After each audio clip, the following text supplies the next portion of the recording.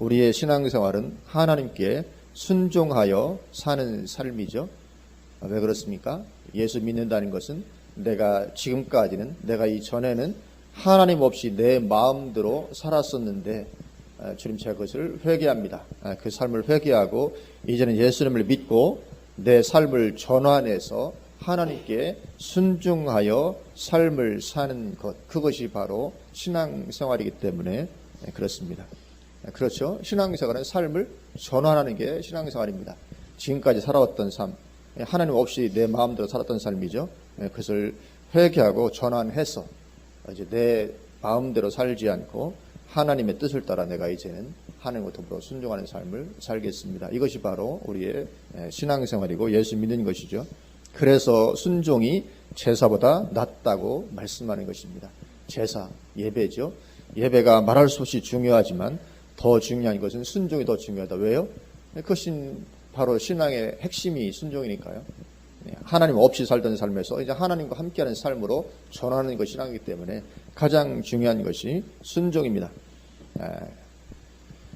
그래서 우리가 이 하나님의 뜻에 순종해서 사는 삶, 이 신앙생활의 핵심이고 중요한 것이기 때문에 우리가 그 삶을 이루어야 되겠는데, 그런데 문제는 그 하나님의 뜻이, 그 하나님의 길이 우리 인간적인 수준과는 너무 다르다는 것입니다. 이게 문제입니다. 하나님의 뜻에 순종하고 하나님의 길을 걸어가야 되겠는데 그것이 우리 인간적인 수준과 비슷하면 별 문제가 되지 않습니다. 근데 우리 인간적인 수준과 너무 다르기 때문에 이제 여기서 문제가 발생을 하는 것입니다. 예를 들어서 이사야 55장 7절에서 9절 이렇게 말씀합니다. 악인은 그의 길을, 불의한 자는 그의 생각을 버리고 여호와께로 돌아오라. 그리하면 그가 긍휼히 여기시리라. 우리 하나님께로 돌아오라. 그가 너그럽게 용서하시리라. 이는 내 생각이 너희의 생각과 다르며 내 길은 너희의 길과 다름이니라. 여호와의 말씀이니라. 이는 하늘이 땅보다 높음같이 내 길은 너희의 길보다 높으며 내 생각은 너희의 생각보다 높음이니라. 이처럼 다르고 이처럼 높습니다. 얼만큼 다른지 하늘이 땅보다 높음같이 내 길은 너희 길보다 높고 내 생각은 너희 생각보다 높다. 그러니까 우리 인간적인 수준과 너무 다른 것입니다. 하나님의 수준이, 하나님의 뜻과 하나님의 생각이, 하나님의 길이. 그래서 우리가 하나님을 따라가려면 내 생각, 내 선입견, 내 이성적인 판단에 대해서 죽지 않으면 하나님의 뜻을 따라가기가 쉽지 않다는 데 있습니다. 그런 것입니다. 그래서 우리가 하나님께 순종하는 삶이 그래서 어렵습니다. 우리 수준하고 비슷하면 얼마든지 따라가겠는데, 그래서 하나님께 순종해서 따라가려면 내 생각에 대해서, 그리고 내 선입견에 대해서, 내 이성적인 판단에 대해서 죽어야만 가능합니다. 하나님을 따라가는 것이. 그래서 순종이 제사보다 낫다고 하신 이 말씀은 사무엘 선지자가 사울 왕에게 했던 말이죠. 사울 왕이 했던 말인데, 이 사울 왕의 경우를 보아도 그렇죠. 사울 왕이 그렇게 책망을 받고 버림을 받게 되는데, 그러나 인간적인 수준에서 사울 왕의 행동을 보자면 별 문제될 게 없어 보인다 이거죠. 우리 수준으로 본다면.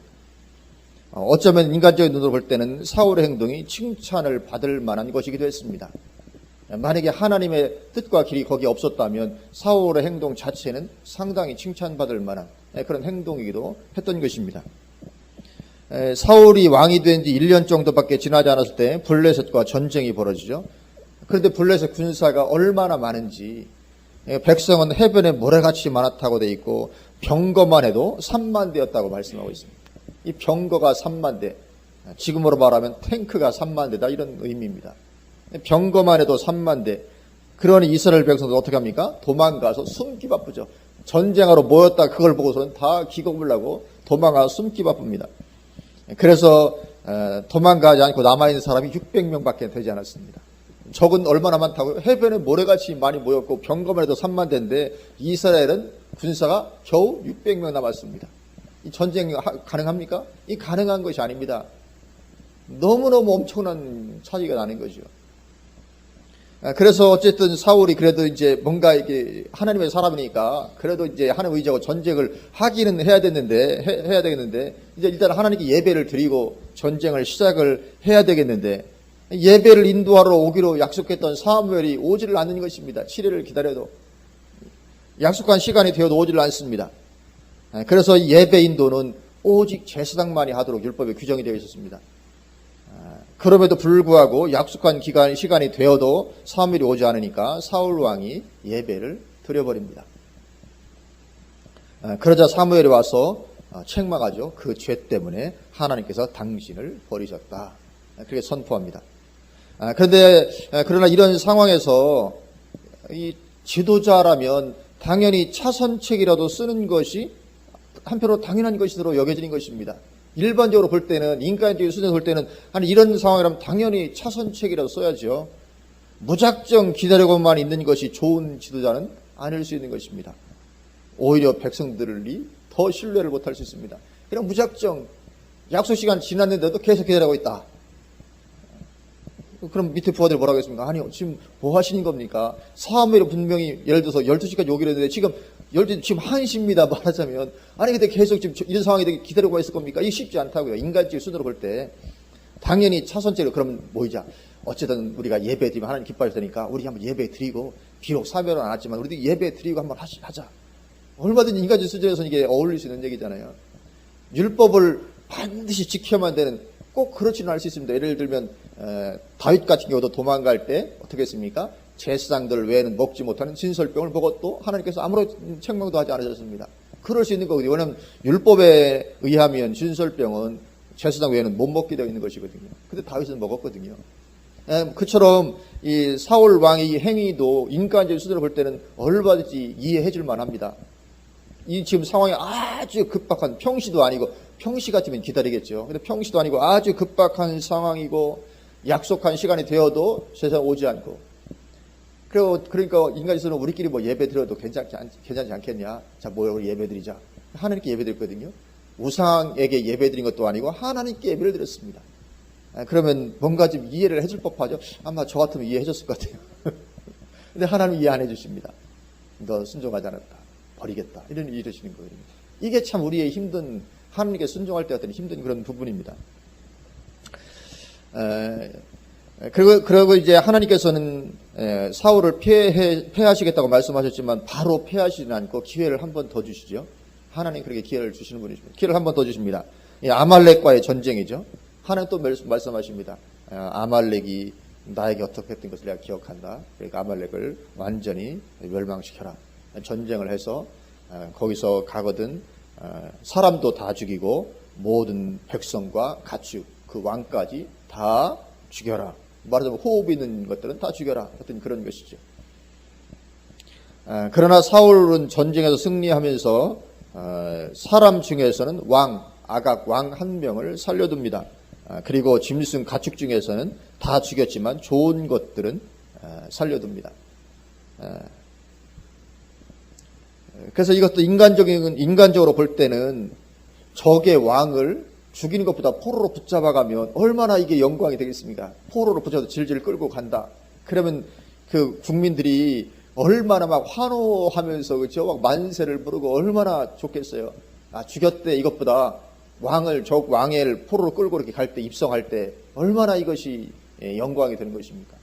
그리고 가축 중에서도 나쁜 것은 다 죽이고 좋은 가축들을 몰고 말하자면 이제 그 승전가를 울리면서 쫙 올 때 얼마나 멋집니까?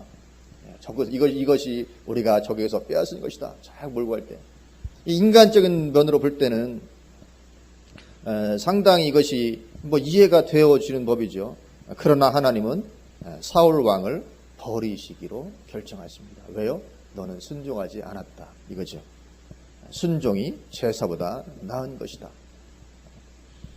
그래서 우리가 하나님께 순종하고 따라가는 것이 어렵습니다. 왜냐하면 너무나도 우리의 생각과 다르기 때문에, 인간적인 상식과 너무나도 하나님의 생각, 하나님의 뜻, 하나님의 길이 너무나도 다르기 때문에 참 어려운 것입니다. 예수님께서도 어느 날 제자들에게 예수님께서 예루살렘에 올라가 많은 고난을 당하고 죽게 될 것을 말씀하십니다. 그러니까 베드로가 어떻게 합니까? 당장 생각과 너무 다르잖아요. 그러니까 이제 베드로가 주여 그리 마옵소서 이 일이 결코 주께 미치지 아니하리이다. 왜냐하면 인간적인 눈으로 볼 땐 절대로 그러면 될 게 아니거든요. 아니 메시아로 오시고 정말 뭐 여기서 뭔가 이렇게 하실 건데 갑자기 뭐 죽는다고 말씀하니까 이건 뭐 인간적인 생각하고는 이 당시에 베드로 입장에서 예수님께서 십자가에 죽으시고 부활하시고 그러면 이 모든 인류의 구원이 그래서 이루어질 것이고 이걸 어떻게 알겠습니까? 하나님의 엄청난 뜻과 계획이 거기에 있다는 걸 모르는 거죠. 그러니까 당연히 베드로의 입장에서는 전 이해가 되지 않는 것인데 그래서 주여 그리 마옵소서. 그러니까 예수님 뭐라고 말씀하십니까? 사탄아 내 뒤로 물러가라. 이게 우리가 당할 수 있는 현실입니다. 우리의 삶에서. 그만큼 이 순종하는 것이 어렵습니다. 왜냐하면 우리 인간의 생각으로 이해가 쉽게 되면 순종이 쉬울 텐데 그렇지 않거든요. 하나님이 우리하고 수준이 좀 비슷하시면 우리가 훨씬 쉽게 순종하고 할 텐데. 그래서 우리가 따라가기가 어렵고 그래서 우리가 하나님의 인도, 다른 말로 하면 성령의 뜻, 성령의 생각, 성령의 인도하심을 따라가기보다는 육신의 생각을 따라가다가 망하게 되고 마는 것입니다. 그래서 로마서 8장 7절에 육신의 생각은 하나님과 원수가 되나니, 다른 말로 하면 내 생각은 하나님과 원수가 되다, 이런 뜻입니다. 얼마나 하나님의 생각과 차이가 많이 나는지. 육신의 생각은 하나님과 원수가 되나니 이는 하나님의 법에 굴복하지 아니할 뿐 아니라 할 수도 없습니다. 그래서 망하게 되는 것입니다. 로마서 8장 13절 너희가 육신대로 살면 반드시 죽을 것이로되 영으로서 몸의 행실을 죽이면 살리니. 그래서 하여튼 육신대로 살면, 내 생각대로 내 뜻대로 살면 반드시 망하고 죽게 됩니다. 왜냐하면 하나님의 뜻대로 사는 것이 가능하지 않기 때문에 우리 수준대로 살다가는 이건 망할 수밖에 없는 것입니다. 그래서 우리가 성령 충만한 사람 되는 게 중요하다는 것입니다. 그래서 영으로서 몸행실을 죽이면 살리니, 영의 생각을 가지고 내 육신의 생각을 죽여야 살게 되는 것입니다. 이 성령 충만한 것이 그렇게 중요한 것입니다. 그래서 하나님께서 크게 쓰셨던 인물들을 보면 그들은 한결같이 누구나 예외 없이 다 자신들의 생각을 뛰어넘어서 자신들의 생각과 다른 하나님의 뜻을 그대로 따라갔던 사람들인 것이죠. 성령 충만한 사람은 아는 것입니다. 어떤 게 옳은 길인지 알게 되는 것입니다. 왜? 성령 충만하니까. 성령께서 알게 해주시니까 어떤 것이 하나님의 길이고 옳은 길인지 알게 되는 것입니다. 인간적인 수준과 달라도. 인간적인 수준과 다를 때 어떻게 알겠습니까?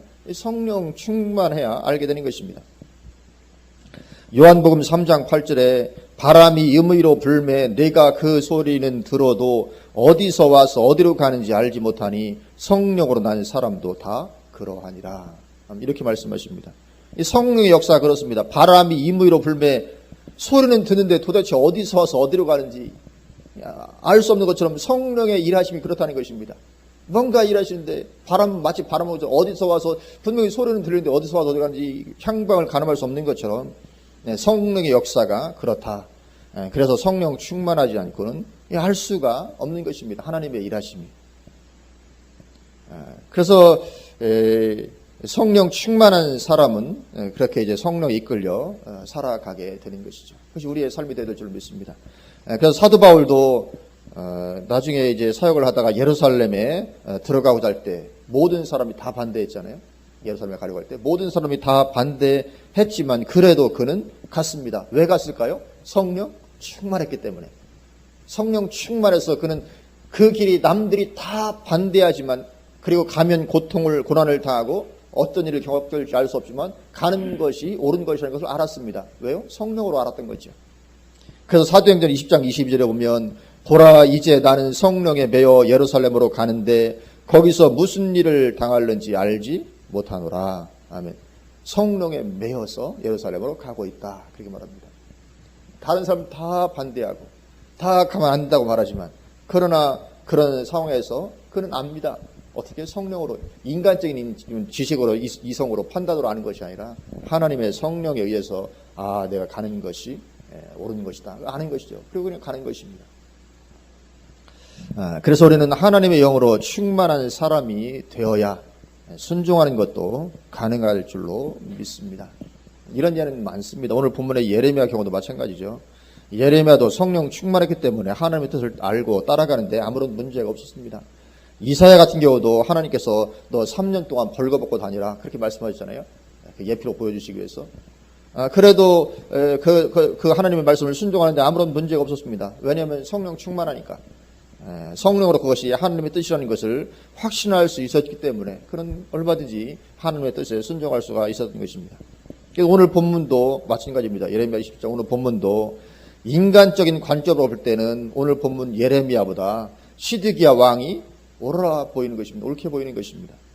신학적으로 판단을 해도 예레미야보다는 시드기야가 더 옳아 보일 수 있습니다. 신학적으로 판단을 해보아도. 오늘 6절 보면 오늘 본문 6절에 이렇게 말씀합니다. 이제 내가 이 모든 땅을 내 종 바벨론의 왕 느부갓네살의 손에 주고 또 들짐승들을 그에게 주어서 섬기게 하였나니. 아멘. 여기 보면 이제 내가 이 모든 땅을 내 종 바벨론의 왕 느부갓네살의 손에 주고 그렇게 말씀하십니다. 여기 바벨론의 왕 느부갓네살을 내 종이라고 부르십니다. 이스라엘 입장에서 이거 이해 안 되는 말씀입니다. 아니 어떻게 바벨론의 느부갓네살을 하나님의 종이라고 부를 수가 있으며 그럴 뿐만 아니라 이방 왕 느부갓네살을 하나님 종이라고 부르면서 그에게 유다 땅 하나님의 백성들을 전체를 그에게 주어서 다 멸망하게 하겠다는 것, 이거 이해하기가 쉽지 않습니다. 신학적으로도 이해하기 어렵습니다. 이방 왕을 하나님의 종으로 삼으셔서 하나님의 백성들을 쳐서 망하게 하신다? 이거 신학적으로 이해하기 어렵습니다. 이것은 성령 충만해서 그 시대의 죄악을 보고 심판하실 수밖에 없는 하나님의 마음을 깨닫고 해야 이게 간신히 보일 수 있는 것이지, 그냥 대강 신앙생활을 하는 입장에서는 대강 목회하고 신학 박사라지라도 대강 그냥 신학교에서 강의하고 하는 입장에서는 이게 보일 수가 없는 것입니다.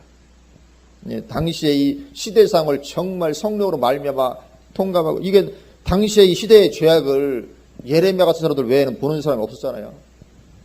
정말 성령 충만해서 이 시대의 죄악을 보고 깨닫고 심판할 수밖에 없는 하나님의 입장을 헤아릴 수 있어야 이것이 비로소 이제 이해가 될 수 있는 그런 것인 거죠. 그렇지 않고는 이 예레미야 이 사상을 이단 사상으로밖에 볼 수 없는 것입니다. 이게 마찬가지로 마지막 때에도 하나님의 성도들을 적그리스도에게 붙인다? 이것도 이해가 안 되는 것입니다. 이단 사상으로밖에 보일 수가 없는 것입니다. 그래서 이 데살로니가후서 2장 3절에서 분명히 말씀하고 있어도 주류 교계가 배교하게 될 것이라고는 상상도 못하는 것이죠. 분명히 데살로니가후서 2장 3절에 먼저 배교하는 일이 있고 적그리스도 등장하는데 그렇게 말씀을 하고 있어도 뭐 주류 교계가 그렇게 배교하게 된다고 이해 못합니다. 지금 대다수의 목사님들이 그런 생각을 못하고 있습니다. 이해가 안 되는 것입니다. 그래서 그렇게 배교하기 때문에 성도를 결국은 적그리스도에게 똑같이 붙일 수밖에 없는 이런 상황이 오게 되는 그런 것 어떻게 이해하겠습니까? 이해가 안 되는 것입니다. 예나 지금이나 똑같은 것입니다. 짐승표도 보이지가 않은 것입니다. 그래서 대강 신앙생활하면 영적인 분별력이 주어지지 않고 그래서 하나님의 뜻을 따를 수가 없고 그래서 망할 수밖에 없게 되어지고 마는 것입니다. 그래서 목사들이 동성 결혼을 인정하고 동성애자도 목사가 되도록 받아들이는 이런 해괴한 일들이 벌어지는 것입니다. 어디에서요? 주류 교계에서. 저게 지금 뒤에 붙어 있는데 저게 지금 어디 구석의 군소교단이 아닙니다. 가장 큰 교단 말하자면 이 주류 교계에서 결정을 내린 것이지 이게 무슨 뭐 조그마한 군소교단 얘기가 아닙니다. 그렇게 되어가는 것이죠. 그래서 이 성령 충만함이 우리에게 얼마나 중요한 것인가 하는 것을 보게 됩니다. 오늘 본문 1절을 보면 우리 본문 1절 유다의 왕 요시야의 아들 여호야김이 다스리기 시작할 때에 여호와께서 말씀으로 예레미야에게 임하시니라. 여기 보면 말씀이 조금 아마 통독할 때는 이해가 안 되는 그런 부분입니다. 1절을 보면 유다의 왕 요시야의 아들 여호야김이 다스리기 시작할 때에 하나님께서 예레미야에게 이렇게 임하셨다고 되어 있는데 3절을 보면 여호야김이 아니라 시드기야로 되어 있습니다. 2절부터 보면 2절에 여호와께서 이와 같이 내게 말씀하시되 너는 줄과 멍에를 만들어 내 목에 걸고 유다의 왕 시드기야를 보러 예루살렘에 온 사신들의 손에도 그것을 주어. 1절에서는 여호야김이라고 말씀하고 있고 3절에서는 시드기야 왕이라고 말씀을 하고 있습니다. 그래서 이것은 성경이 뭐 이런 오류가 있냐, 그 오류가 아니고 이것은 물론 오류는 오르죠. 필사가 이 성경이 원본이 없다는 건 아시죠? 원본이 없고 처음 원본 다 이미 다 사라졌고 누군가에게 필사를 해서 다 옮겨 적은 것이 내려오고 해서 지금까지 이렇게 됐는데 옮겨 적다가 사람이니까 실수할 수 있습니다. 필사 과정에 있어서의 오류죠. 그 오류로 보여집니다. 그래서 이 필사자가 필사를 하면서 잠깐 졸았든지 어떻든지 26장 1절을 그대로 적어놓아 버리고 말았던 것으로 보여지는 것입니다. 다 물론 신학자들은 다 그렇게 이야기를 하고 있습니다. 26장 1절하고 27장 1절이 똑같죠? 똑같습니다. 그래서 26장 1절 유다의 왕 요시야 아들 여호야김이 다스리기 시작한 때에 여호와께서 이 말씀이 말하고 있어요. 27절도 똑같이. 그래서 27장 1절에 이 여호야김이 아니라 여기는 시드기야로 넣어야 됩니다. 시드기야 때에 하나님께서 말씀하셨다. 그래서 27장은 여호야김 왕 때 일이 아니라 시드기야 왕 때의 일입니다. 이건 다 신학자들이 다 공통적으로 하고 있는 그런 이야기입니다. 그래서 이 시드기야에게 바벨론에 의한 멸망을 다시금 선포하는 것입니다. 이 바벨론에 의해서 멸망하리라는 것은 오늘 본문에 처음 선포되는 예언이 아닙니다. 이미 예언되었던 것입니다. 예를 들어서 25장 1절에도 보면 25장 1절에 유다의 왕 요시야 아들 여호야김 넷째 해 곧 바벨론의 왕 느부갓네살 원년에 유다의 모든 백성에 관한 말씀이 예레미야에게 임하니라. 그래서 여호야김 왕 넷째 해 느부갓네살 원년에 벌써 이렇게 예언이 됐죠. 9절도 보면 25장 9절에 보라 내가 북쪽 모든 종족과 내 종 바벨론의 왕 느부갓네살을 불러다가 이 땅과 그 주민과 사방 모든 나라를 쳐서 진멸하여 그들을 놀램과 비웃음거리가 되게 하며 땅으로 영원한 표가 되게 할 것이라 여호와의 말씀이라. 그러니까 벌써 이미 여호야김 왕 때에도 느부갓네살에 의해서 멸망할 것이 예언이 되었죠.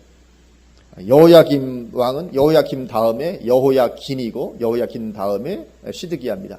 그러니까 시드기야 왕 되기 전에 이미 그렇게 예언이 됐던 것을 다시 한번 예언하고 있습니다. 그래서 이 시드기야가 지금 왕이 된 오늘 본문의 상황에서는 이미 느부갓네살에 의해서 침공을 받아서 두 차례나 포로로 끌려간 이후입니다. 포로 사건이 이미 두 번이나 있었던 이후 그때에 오늘 본문의 말씀이 선포된 것입니다. 그러니까 이미 그 예언도 되었던 대로 바벨론에 의해서 두 번이나 침공을 받고 그리고 포로로 끌려간 그런 상황이라면 그쯤 되었으면 예레미야의 말이 하나님의 말씀이라는 것을 당연히 깨달았어야 될 텐데 이 시드기야가 깨닫지를 못하는 것입니다. 왜 그렇습니까? 눈이 그냥 감겨버린 것입니다. 그래서 우리는 이 시드기야처럼 이런 정도로 눈이 감기운 자가 되면 큰일 나는 것이죠. 그래서 시드기야에게 하나님께서 예레미야를 보내시는 것입니다. 오늘 본문의 2절에 여호와께서 이와 같이 내게 말씀하시되 너는 줄과 멍에를 만들어 내 목에 걸고 가라 그런 거죠. 이 줄과 멍에가 뭔지 아시죠? 소 목 위에 보면 막대기, 굵은 막대기 이렇게 좀 휘든지 아니면 안 휘든지 해서 이렇게 걸고 그리고 거기다 끈을 달아서 이제 마차를 끌든지 아니면 쟁기를 끌든지 하도록 하는 그것이 멍에입니다. 그러니까 예레미야에게 너 그렇게 줄 걸고 멍에 이렇게 목에다 이렇게 걸고서 어디를 가는 겁니까? 다른 나라에서 온 사신들 앞에 가서 참 예레미야도 참 쉽지 않을 것 같아요. 그걸 다 어깨에다 메고서 이렇게 그냥 가는 거지. 왕과 또 사신들에게 가서 그냥 말로만 하는 것보다 훨씬 더 강력한 한 번 그거 보면 아마 그거 잊어지지 않을 것입니다. 다 너무 확 들어오기 때문에. 그래서 이 소는 줄과 멍에를 걸고 뭐 합니까? 주인을 섬기는 일을 하는 것입니다. 그래서 그처럼 여러분들이 바벨론을 섬기게 될 것입니다. 그러니까 바벨론 휘하에 들어가서 그렇게 열심히 섬기십시오. 그것을 말하기 위해서 그렇게 줄과 멍에를 가지고 나아가는 것이죠. 3절 유다의 왕 시드기야를 보러 예루살렘에 온 사신들의 손에도 그것을 주어. 그러니까 그 예레미야만 줄과 멍에를 가져가는 것이 아니고 사신들에도 다 하나씩 나눠주라는 거죠. 가져가라 할 수 있도록 주 에돔의 왕과 모압의 왕과 암몬 자손의 왕과 두로의 왕과 시돈의 왕에게 보내며, 여기 보면 이 왕의 사신들이 다 모였습니다. 예루살렘에. 왜 모였을까요? 우리 연합해서 바벨론을 칩시다. 그래서 모인 것입니다. 주동자가 누구겠습니까? 시드기야죠. 그래서 예루살렘으로 모인 것입니다. 지금 시드기야 주변에 이 왕들의 사신을 다 불러 모아서 우리가 바벨론을 언제까지 바벨론을 밑에 두게 고생하겠느냐? 우리 힘을 모아서 바벨론을 치자. 그거 하려고 다 모인 것입니다. 그래서 이런 시드기야의 모습은 인간적으로는 칭찬해 줄 수 있는 모습이죠.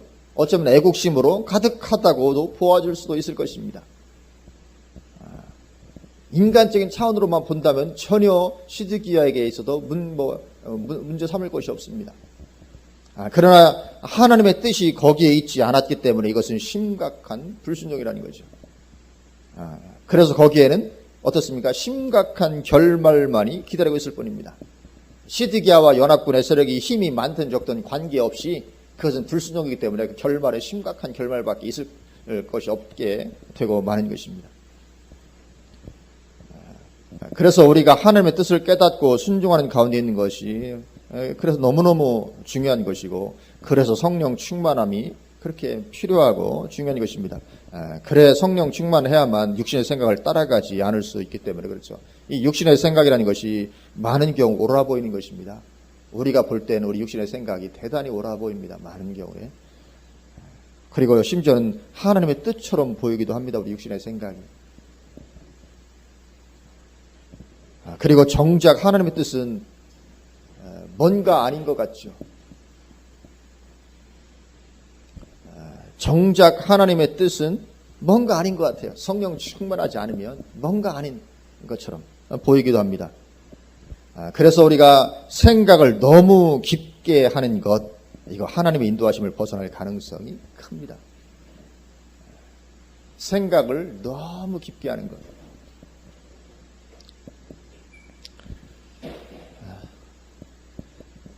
지금 이 상황도 생각을 너무 깊게 하지 마시기 바랍니다. 이 생각을 너무 깊게 하는 것, 이게 하나님의 인도하심을 벗어날 가능성이 큽니다.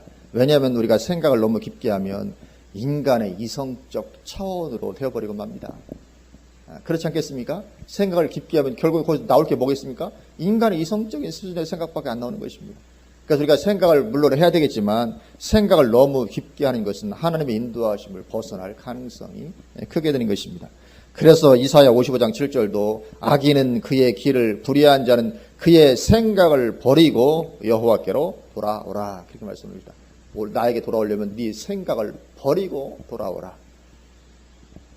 그래서 우리는 생각 너무 깊게 하지 말고 하나님의 인도를 받으시기를 주님의 이름으로 축원을 드립니다.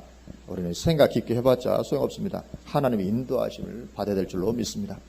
생각을 너무 깊게 하면 거의 10중 8구 하나님의 뜻을 놓쳐버립니다. 이게 틀림없습니다. 우리가 경험에도 많이 하는 것입니다. 어떤 하나님의 뜻을 내가 들었는데 그것에 대해서 계속 생각을 하잖아요. 그러면 결국 그것을 놓쳐버립니다. 내가 어떤 하나님의 음성을 들었습니다.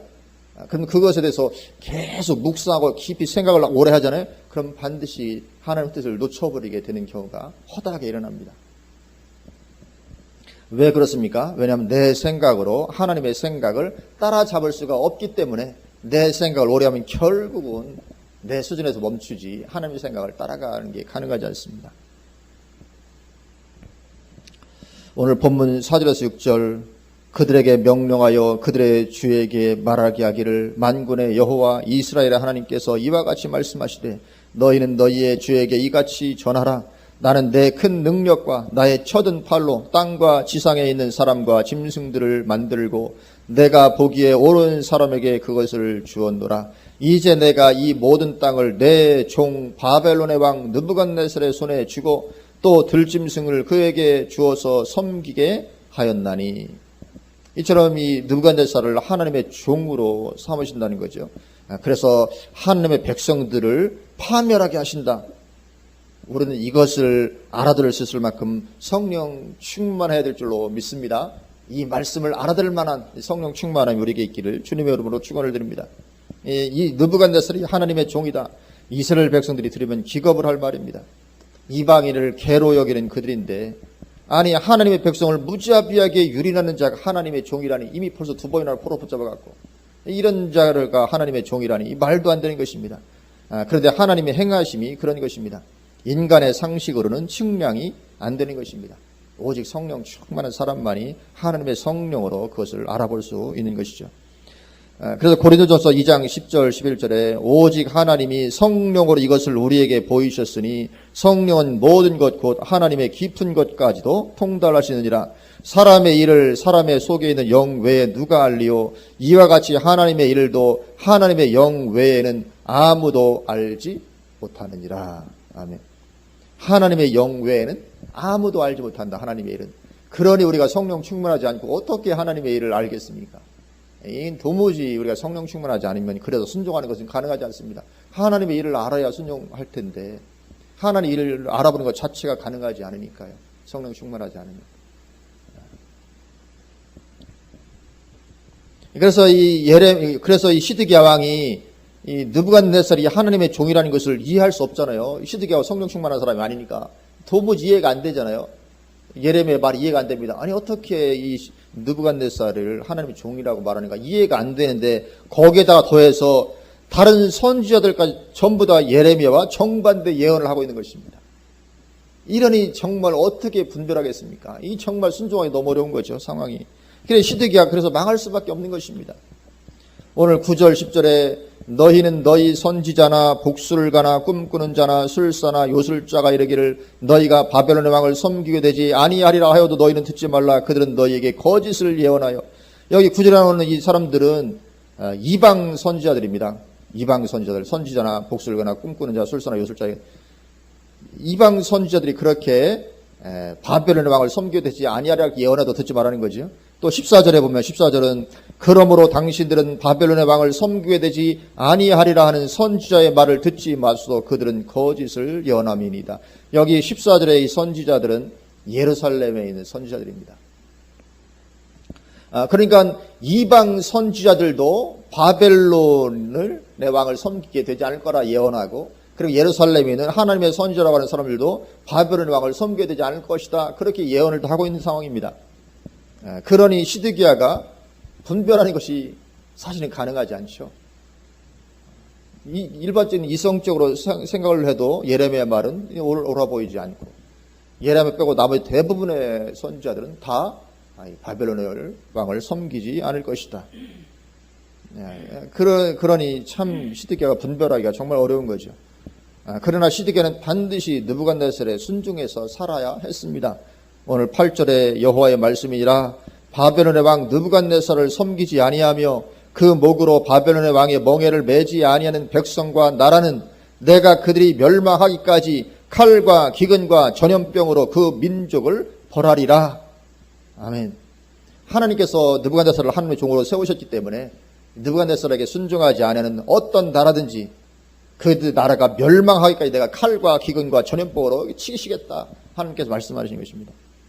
그래서 시드기야도 예레미야의 말을 듣고 순종하였더라면 남한국 유다가 그렇게까지 완전히 망해서 황폐하게 되는 지경에까지 이르지 않았을 것입니다.